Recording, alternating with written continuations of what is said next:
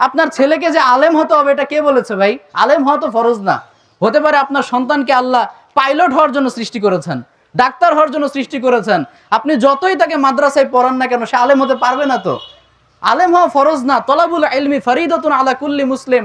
ইসলামের বেসিক জ্ঞান অর্জন করা সবার জন্য ফরজ। এজন্য আপনার সন্তানের যদি সে ক্যাপাসিটি না থাকে, তাকে জোর জবরদস্তি করবেন না। তাহলে কি হবে জানেন?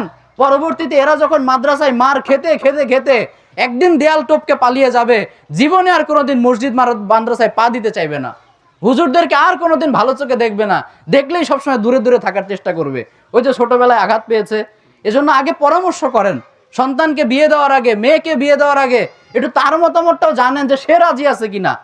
আল্লাহ রাব্বুল আলামিন ইব্রাহিম আলাইহিস সালামকে ফরজ আদেশ করেছেন। এই ফরজ আদেশ পালনের পূর্বেও তিনি তার সন্তানের কাছে আগে পারমিশন চেয়েছেন যে বাবা, what do you think about that?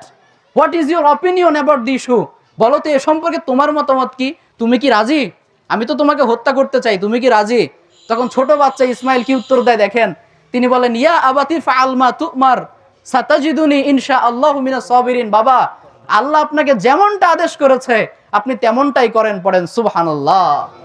শুধু তাই না, সাতাজিদুনি ইনশাআল্লাহু মিনাস সাবিরিন, আপনি আমাকে ধৈর্যশীলদের অন্তর্ভুক্ত পাবেন। আল্লাহু আকবার।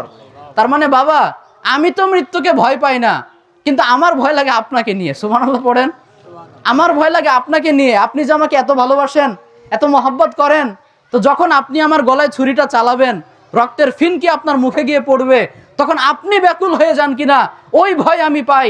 আমি আমার মৃত্যুকে ভয় পাই না। পড়েন আল্লাহু আকবার। এটাই হচ্ছে কুরবানির শিক্ষা, যে প্রয়োজনে আল্লাহর জন্য নিজের জীবন দিয়ে দিব। এই ঘটনায় আমি ইব্রাহিম আলাইহিস সালামের ইমানের চাইতে ইসমাইল আলাইহিস সালামের ইমানটাতে বেশি মুগ্ধ হয়েছি। কেন জানেন? কারণ ইব্রাহিম আলাইহিস সালাম দেখেন, উনি বড় মানুষ, তাই না? উনি নবী মানুষ, আল্লাহর সাথে সরাসরি ওনার কানেকশন আছে, ওনার ইমান মজবুত হবে, এটাই তো স্বাভাবিক। কিন্তু ছোট্ট বাচ্চা ইসমাইল, ও এত ইমান পায় কোথা থেকে? আর ইব্রাহিম আলাইহিস সালাম তো ছুরি চালাবেন, কষ্টটা কম না, বড়ই কষ্ট। কিন্তু উনার নিজের গলায় তো আর চলবে না, যার গলায় চলবে উনি কি করে এত ইমানদার হতে পারে? আল্লাহু আকবার।